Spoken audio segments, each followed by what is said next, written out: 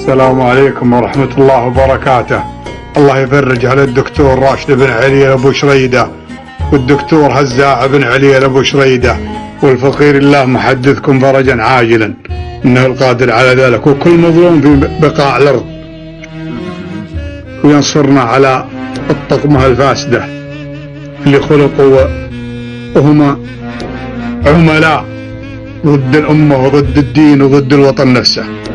والله يفرج على أخواننا في غزة وينصرهم نصرا عاجلا، وفي فلسطين ويصبر اللي فقدوا ذويهم من أطفال ومن نساء ومن شيوخ. أهل غزة يجسدون كل يوم عزة وكرامة، ولذلك أضعف الإيمان نحن نتفانى في التفاعل معهم فقط. أضعف الإيمان أنت اللي بعيد من منطقتهم، بعيد من المشاركة معهم، أنك تتفانى بالتفاعل معهم بما يرضي الله جل جلاله ثم يرضي ضميرك الحي الإنساني. جرح الأقصى ليس جرحا سطحيا، وإنما جرح عميق ومزمن، يحتاج معالجة، يحتاج مراقبة، يحتاج أن الإنسان يكون مدرك أن هذا إخوانك في العقيدة وإخوانك في التوحيد، وخيار دعمهم هذا واجب عليك شرعا، أنت مكلف بذلك، مو على كيفك أنك تدعمهم أو ما تدعمهم، خصوصا ضد القوة العاتية هذه الجبارة الفاسدة اللي ما تستقوي إلا علينا احنا العرب والمسلمين.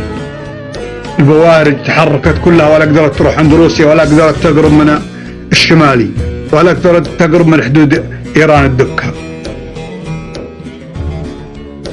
لكن أنت يتحدد مصيرك وقيمتك في عيون الرجال، والحاكم يحدد مصيره في عيون الحكام، والدولة تحدد هيبتها ومكانتها في عيون الدول الأخرى. الخبز بالدم صورها صوتها فلاثير، الخبز بالدم صورة صوتها فالأثير.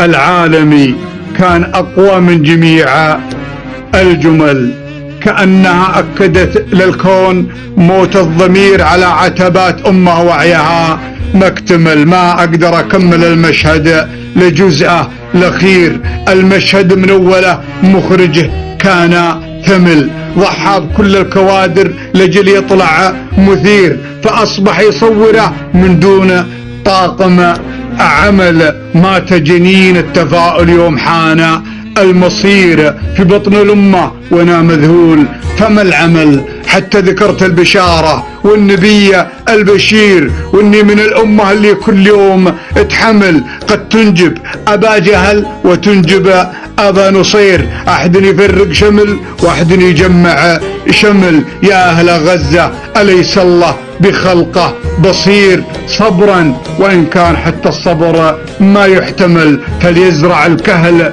شرع الله في قلب الصغير، وإن النصر تضحية والتضحية بالعمل، وما رميت إذ رميت الله العبدها نصير. من رحمة لهات قد تولد بشاير لمل.